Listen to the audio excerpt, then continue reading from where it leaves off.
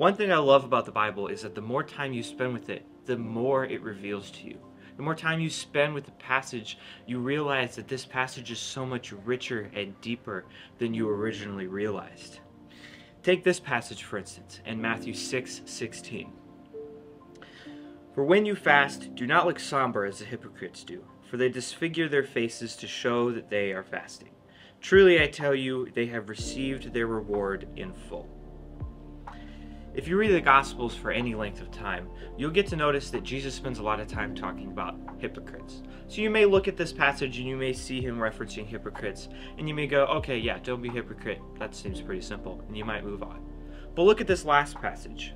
Truly, I tell you, they have received their reward in full. The more I read this passage, the more this stood out to me. I couldn't get away from it. They've received their reward in full. What does that mean?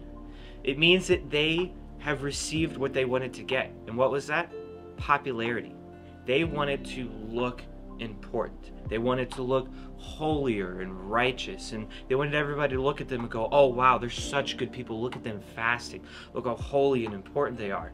That was what they wanted to get, and that was what they got. But that was all they got. What do I mean by this? Well, when I was in college, I studied English.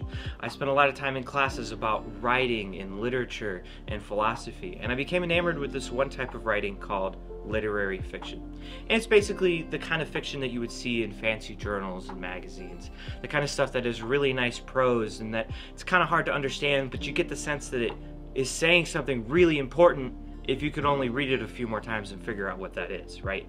It's the kind of writing you read in high school and you probably thought was kind of snooty and vague and hard to understand. And that's because it is, intentionally so. For a long time I read and wrote literary fiction because I loved the way it sounded, and I wanted to sound like I was saying something important and meaningful.